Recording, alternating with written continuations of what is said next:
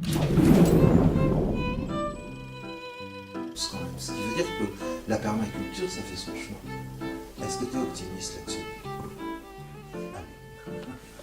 À différents degrés, disons. Je suis optimiste pour la permaculture en tant que telle, parce que comme je disais en introduction, en l'espace de 4 ans, le mouvement a véritablement explosé, clairement. C'est parti voilà, d'un milieu très confidentiel, très communautaire, à quelque chose de beaucoup plus ouvert au grand public, on va dire. C'était déjà un peu dit dans le film d'ailleurs, que ça s'ouvrait, qu'il y avait de plus en plus de catégories sociales, de différents milieux. Et puis voilà, donc la permaculture a fait son chemin, à la fois au niveau aussi de la formation, par exemple. On parlait de la formation des permaculteurs, mais aussi la formation institutionnalisée. Donc par exemple, les diplômes pour devenir agriculteur, aujourd'hui on peut s'orienter vers la production inspirée de la permaculture. Dans les lycées agricoles, on peut se former à la permaculture, même d'ailleurs dès le plus jeune âge, dans les écoles primaires, on entend parler, ou maternelles, on entend parler de permaculture. Donc il y a vraiment une dynamique positive, et aussi beaucoup de gens qui pratiquent, à la fois à travers les activités de jardinage, mais comme on l'a entendu un peu dans le film, ça va bien au-delà du jardinage, et donc aussi des agriculteurs. Par exemple, ce mouvement qui s'appelle Ferme d'avenir, et donc qui a pour objet de promouvoir l'agriculture inspirée de permaculture, d'agroécologie.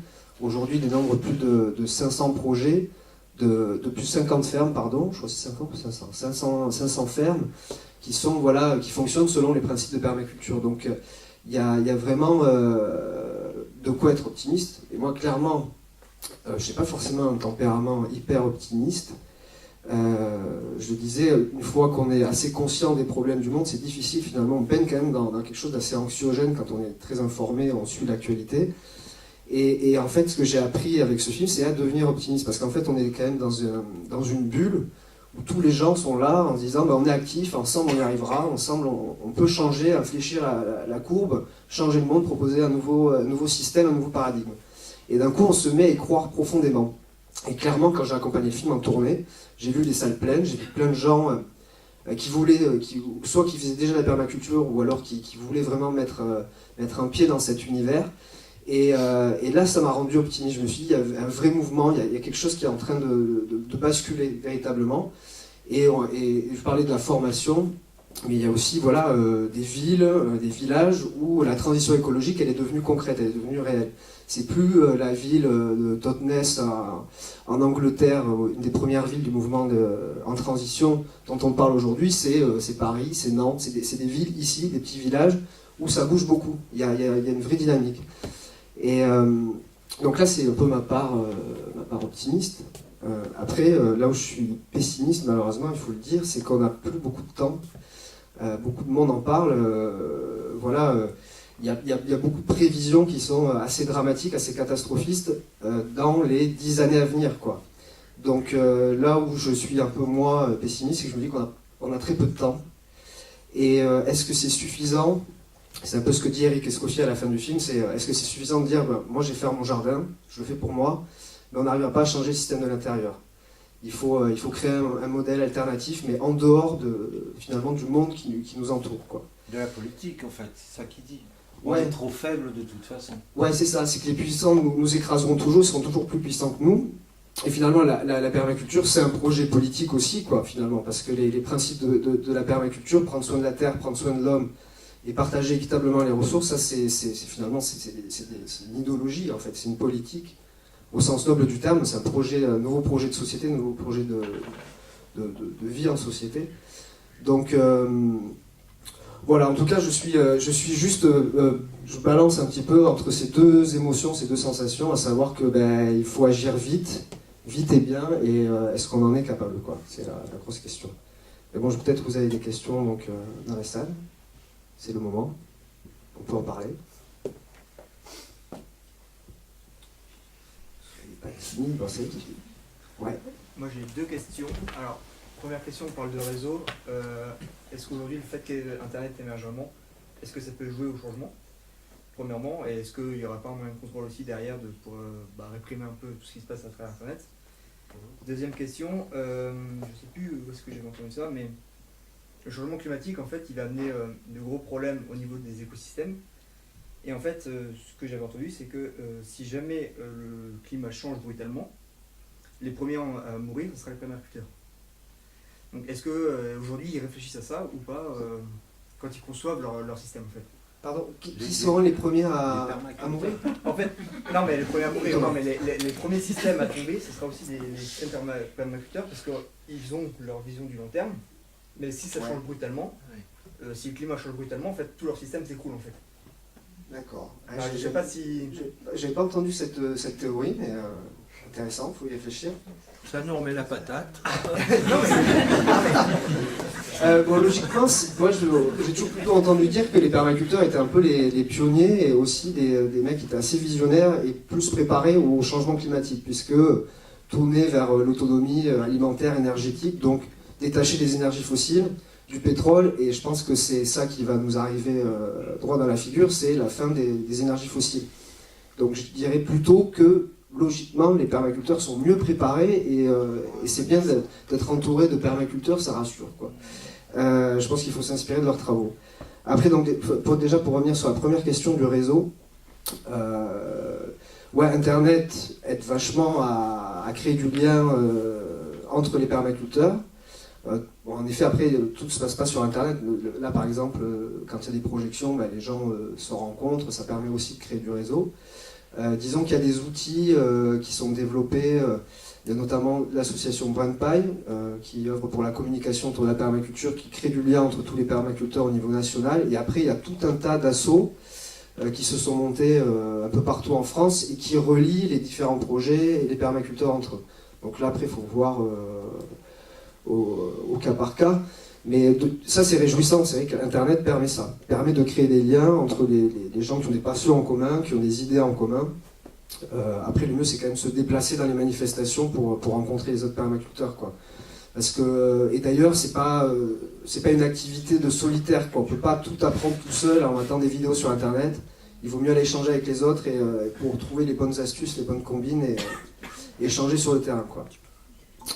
Alors, c'est cette idée que les permaculteurs, les systèmes permacoles seraient beaucoup plus sensibles aux aléas, au changement climatique. Moi, très sincèrement, je ne pense pas, quoi, parce que c'est des systèmes qui sont plus robustes, qui sont adaptés au terrain, donc finalement qui sont plus résistants, je dirais, véritablement au changement climatique. Mais alors là, c'est une bonne question, je ne sais pas... Moi, d'instinct, je dirais que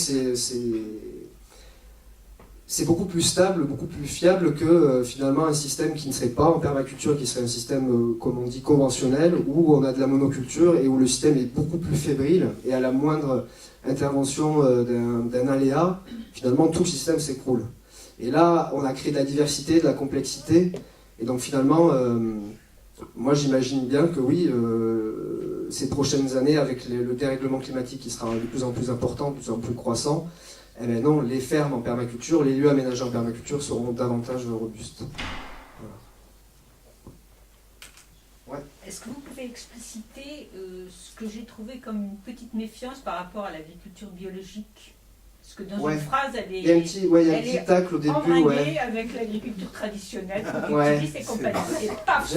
J'avoue bien qu'on n'a pas hyper détaillé ce passage-là, c'était juste une petite pique lancée à l'agriculture bio. On fait souvent la réflexion, le reproche. Après, très sincèrement, c'était aussi volontaire.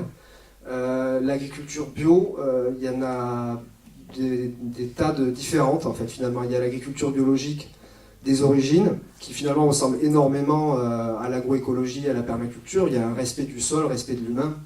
Ça rentre tout à fait dans les mêmes thématiques, dans les mêmes éthiques. Et finalement, il y a aussi cette agriculture biologique, soi-disant biologique, mais qui reprend en fait finalement tous les travers de l'agriculture conventionnelle. Je disais la monoculture, l'utilisation d'énergie fossile sans limite, l'utilisation aussi malgré tout de pesticides.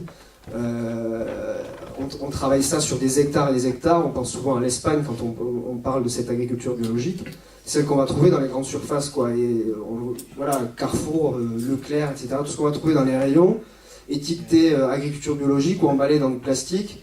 On peut se poser la question, est-ce que réellement c'est de l'agriculture biologique, quoi. Donc je pense que c'était juste un petit rappel pour dire que... Et d'ailleurs, l'agriculture biologique qui domine actuellement sur la planète, elle a plus grand-chose de bio, finalement, quoi. Ouais. Je vais revenir sur la conclusion du film. En tout cas, merci pour la présentation. En fait, sur le fait que le dernier intervenant dit qu'il ne croit pas beaucoup à la voie politique. C'est vrai que c'est un peu dommage de terminer ce documentaire là-dessus. Je pense qu'on a besoin des deux. Il nous faudra des gens qui sont là pour développer des alternatives permaculture à grande échelle et des gens qui vont devoir aller affronter les structures du pouvoir, quoi, et lutter. Complètement. Il n'y a que la voie politique pour faire ça.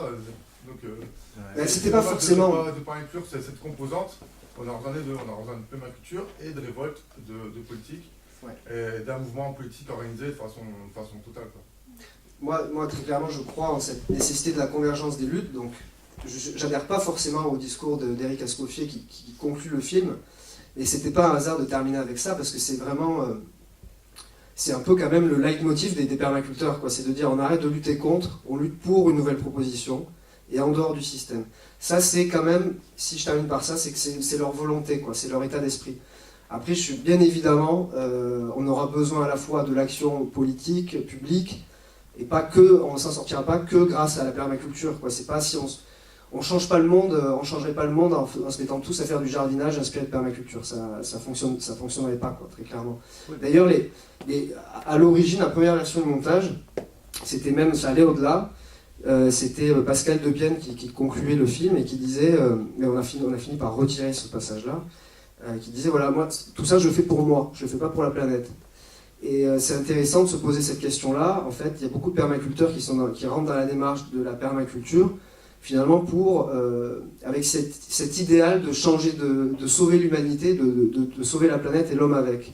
Et certains qui le font simplement pour leur qualité de vie, pour rentrer, être en accord avec leurs principes. Et donc il y a finalement deux tendances comme ça qui se dégagent dans le monde de la permaculture. Et en tout cas, cette fin qui est donnée à Éric Escoffier, je crois qu'elle précise en tout cas la volonté de nombre de permaculteurs de dire on n'y arrivera pas par l'action politique, il faut sortir du système, quoi. C'est ça la solution. C'est leur point de vue, chacun peut se positionner par rapport à ça, quoi. Je pense qu'en effet, le curseur il n'est pas totalement à placer du côté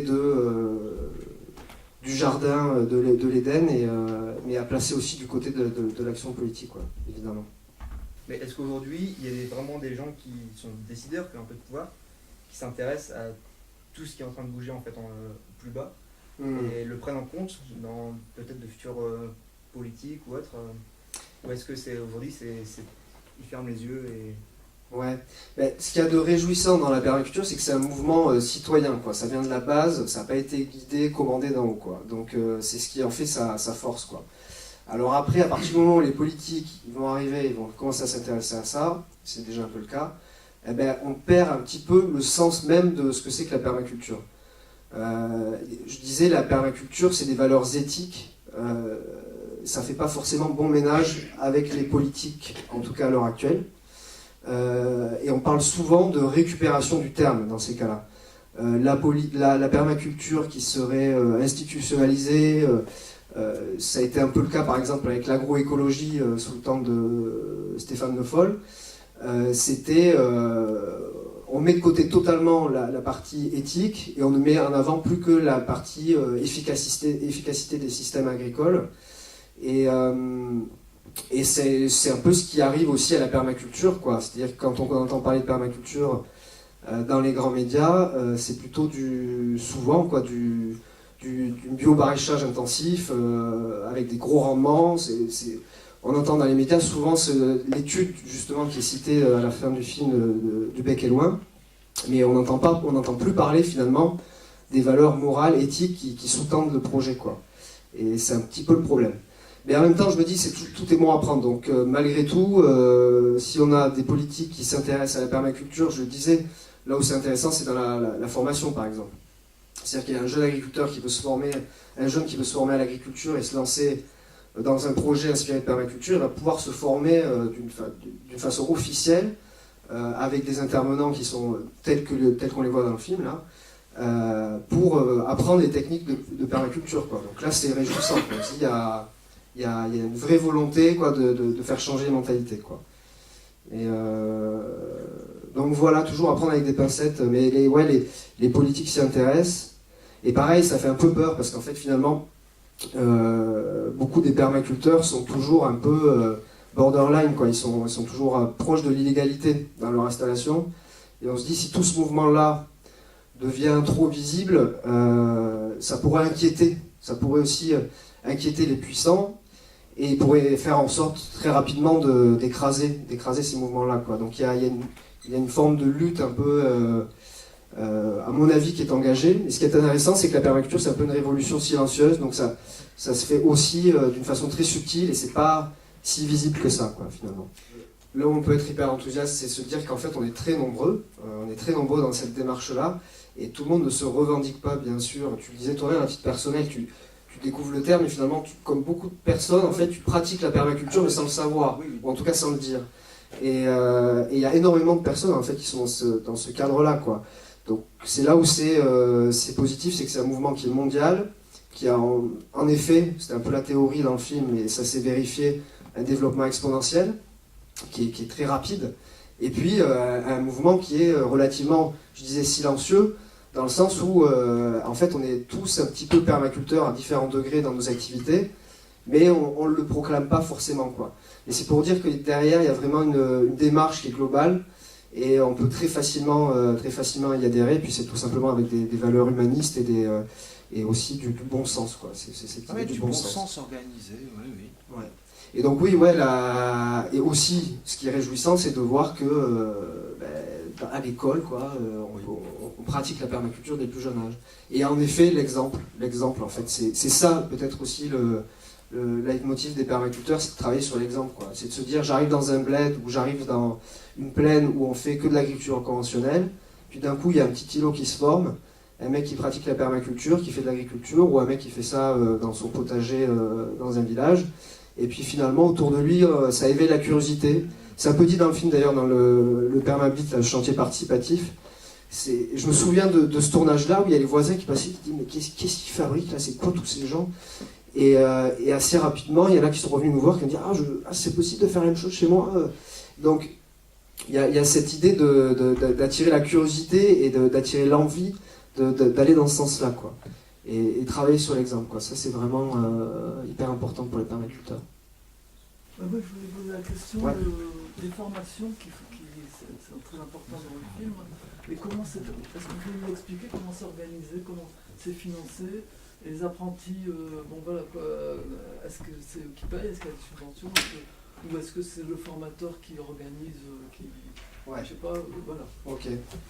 Alors sur les formations, c'est vrai que le film parle beaucoup de formation, parce qu'en fait moi c'était un peu mon angle d'attaque, c'est-à-dire que j'ai découvert la permaculture lors en fait moi j'ai rencontré les Darlington, on s'est liés plutôt d'amitié, et puis très vite j'ai mis un pied dedans, la formation le fameux PDC qui est dit plusieurs fois dans le film, ce cours de design en permaculture de 2 semaines.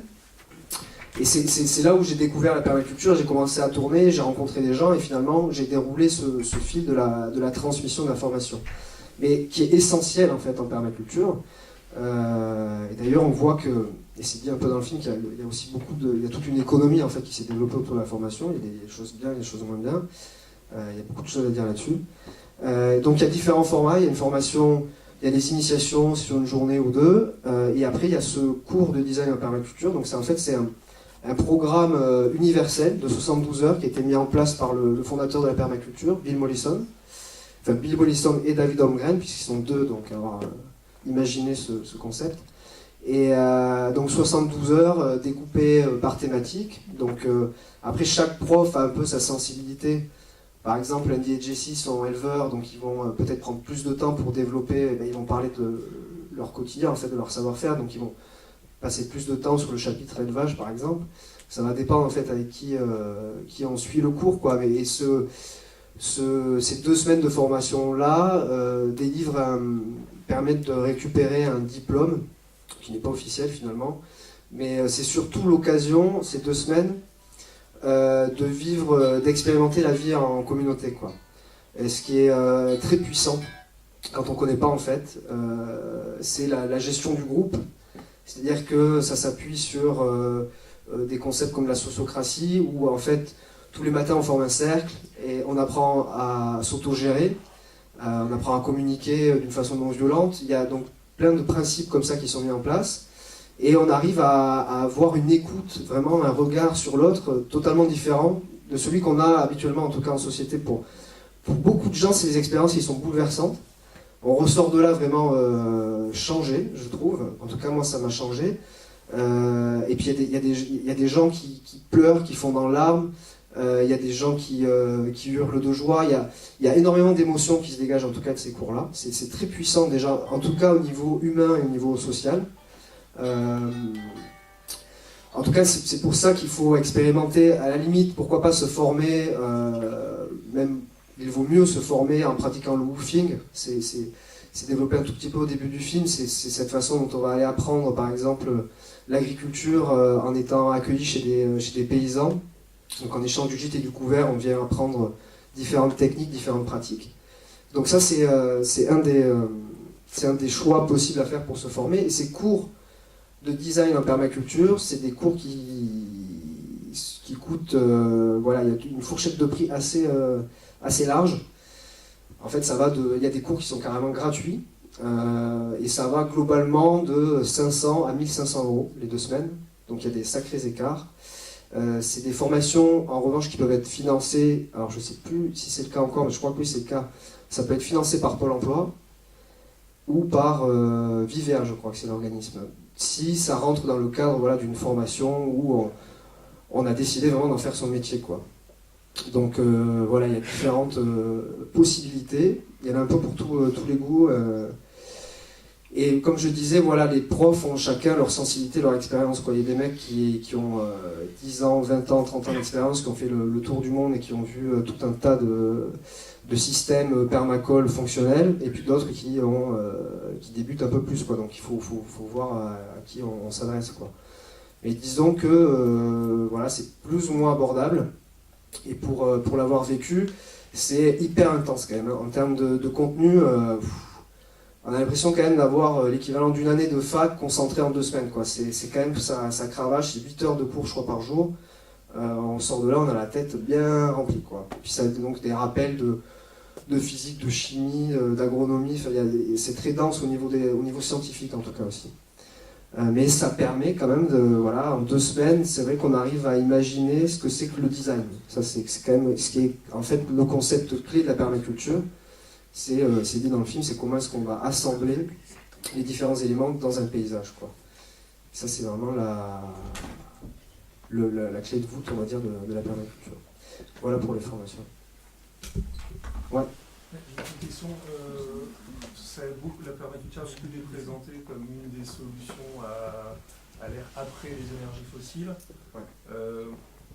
Est-ce qu'aujourd'hui, on peut vraiment considérer qu'on peut se lancer en permaculture sans les énergies fossiles? C'est-à-dire que, bon, on a visité le Bec et Loin par exemple, il y a quand même encore beaucoup de plastique. Ouais. On a bien vu là que pour creuser les sillons, pour changer le ruissellement de l'eau, il y a besoin du tracteur. Donc, et il y a beaucoup d'entrants aussi, les compléments en termes de compost, etc., qui sont aujourd'hui encore abordables parce qu'on a le fossile. Est-ce que si la transition ne se fait pas doucement, on risque pas d'avoir à un moment une rupture du fossile sans avoir mis en place suffisamment vite des alternatives permacoles? Ouais. Ou est-ce qu'on peut s'en passer avec d'autres systèmes mais qui ne seraient pas ceux qu'on a vus là? Disons que tout dépend, je dirais, de la complexité du projet, quoi. En tout cas, il ne faut pas se leurrer, quoi. Des systèmes qui se passent totalement à 100% des énergies fossiles, c'est vrai que ça n'existe pas vraiment aujourd'hui. Très simplement, Clément, avec qui j'ai imaginé ce film, lui il fait de la permaculture, il a acheté son terrain, il a acheté sa baraque, il a commencé à bosser, tout ça. Il a quand même besoin d'un 4x4 pour faire ses allers-retours au village à côté. Pour faire ses terrassements, il a ramené un bulldozer. Donc en fait, même les permaculteurs qu'on voit là dans le film le disent. bon, des fois, faut arrêter de déconner, quoi. S'il y a des gros travaux, s'il y a des grosses œuvres comme ça, ben, on va faire appel aux machines, quoi. Disons que c'est dans cette idée de transition. Après, en effet, des systèmes qui se passent totalement du pétrole et des systèmes qui sont efficaces, productifs, et notamment où il y a de la production, il y a du surplus et on peut vendre par exemple cette production. Il faut regarder, en tout cas, il faut toujours prendre exemple sur les modèles les plus performants et qui existent vraiment depuis des dizaines d'années, quoi, les fermes en permaculture qu'on peut voir en Australie. Robin Francis, Jeff Lawton, c'est parmi des permaculteurs de renommée. Ils ont des lieux, ils ont des fermes où en effet ils arrivent quand même à se passer en grande partie, sur des superficies qui vont jusqu'à 20-30 hectares, ils arrivent à se passer majoritairement des énergies fossiles. Ou la ferme de Seppolzer en Autriche, quoi, qui est aussi un modèle international. Donc à savoir si... je pense que c'est limite un détail en fait de penser ça. Si déjà on arrive à pas imposer, mais en tout cas à propager suffisamment le message pour que chacun puisse se mettre à la permaculture en diminuant au maximum l'utilisation des énergies fossiles, ça sera déjà très très bien. Se dire on n'a toujours pas réussi à s'en passer à 100%, j'ai l'impression qu'on n'en est pas là, quoi. Peut-être on pourra se poser la question dans 5-10 ans, mais là il y a encore du taf avant de se dire on arrête à 100%. Ouais. Vous parliez de solutions intermédiaires et à travers votre film, on voit énormément de permaculture dans des zones rurales. Et il y a un petit passage sur l'initiation à la permaculture dans des zones urbaines. Ouais. Je suis assez curieux de voir comment est-ce que nous, en zone urbaine, ou citadins d'une grande ville, on peut faire de la permaculture en fait, à notre échelle, sans pour autant passer du tout au tout et directement vivre à la campagne, se monter dans une ferme. Quelles solutions existent pour nous, pour moi, sur mon balcon ou ma terrasse en permaculture? Ouais. Ben non, mais c'est vrai qu'il y a... C'est pas... Moi, j'ai beaucoup tourné dans les lieux où il y avait les formations, et c'est souvent proche des fermes, donc en fait, finalement, de fait, c'était à la campagne. Mais le mouvement de la permaculture est hyper dynamique dans les villes, voire limite plus dynamique encore dans les villes. Ça parle beaucoup aux urbains. Et il y a des tas de façons, en effet, de s'initier à la permaculture, aussi en ville. Je citais en exemple tout à l'heure Nantes, Paris, c'est des agglomérations, mais bon, ça peut être aussi beaucoup plus petites villes, où il y a possibilité de faire de la permaculture. Alors l'idée, c'est de se rapprocher. Déjà de base, il y a les jardins partagés. Donc ça, c'est l'occasion d'aller pratiquer du jardinage inspiré de permaculture dans un milieu urbain, à proximité des villes, pour apprendre différentes techniques et puis échanger aussi avec les personnes qui se passionnent aussi pour ça. Je dirais que ça, c'est déjà une première étape, quoi. Après, on peut faire de la permaculture de tas de façons différentes. À partir du moment où ça rentre dans les principes, les éthiques de la permaculture, ça en est. Donc on peut imaginer un système de permaculture humaine, ça c'est un concept qui se développe vachement, où déjà, comment est-ce qu'on va gérer une association, comment est-ce qu'on va gérer les prises de décision, les discussions. On peut aussi intégrer les systèmes de permaculture à ces systèmes humains. Et ça, c'est déjà une façon de faire de la permaculture en ville. Donc, après, oui, sur son balcon, ou si on a une terrasse, bien évidemment, on peut faire de la permaculture. Et l'idée du chantier participatif, j'ai l'impression, est quand même vraiment hyper liée à la permaculture. Donc, si vous faites ça sur votre balcon ou sur votre terrasse, l'idée, c'est peut-être d'organiser un petit moment de partage où il y en a d'autres qui vont être conviés à faire un petit peu de jardinage. Et puis, dans le lot, il y en aura peut-être un qui aura une solution, quelque chose à proposer qui va dans le sens de la permaculture. Alors je dirais que ça, c'est quand même les premiers points pour s'initier à la permaculture, aussi en ville. Ouais, les jardins partagés. Et puis, il faut se rapprocher des associations qui, en ville, développent ça. Et après, ça va même au-delà. Par exemple, il y a ce programme qui s'appelle Pariculteur, qui développe vraiment l'agriculture en tant que telle dans les villes. Et on va commencer à se mettre à cultiver sur les toits des grands magasins, sur les toits des immeubles. On va créer des murs végétalisés, on va même jusqu'à faire pousser des champignons dans les parkings. Donc il y a tout un tas aussi d'initiatives professionnelles, entre guillemets, qui sont orientées vers la permaculture et qui se développent en ville. Donc il n'y a pas d'incompatibilité entre le milieu urbain et la permaculture, quoi. Il y a carrément moyen de s'y initier aussi en ville, quoi. C'est ça qui est, et heureusement d'ailleurs, parce que les gens vivent en ville, quoi. Donc c'est bien de se reconnecter à la terre et puis de se reconnecter à cette problématique de comment est-ce qu'on se nourrit, d'où viennent les fruits et les légumes qu'on consomme. Et je dirais même qu'en fait, comme c'est une démarche globale et qui est quand même un peu politique, on le disait, juste déjà commencer à s'inscrire à une AMAP, changer pour une énergie verte, etc. Finalement, tous ces petits gestes du quotidien, trier ses déchets, c'est déjà se rapprocher un petit peu de la permaculture, quoi. C'est cette idée d'une démarche globale. Et après, c'est très contagieux, donc quand on a commencé à mettre un pied là-dedans, forcément on a envie d'en connaître un peu plus encore et d'avancer avec cette idée-là, quoi.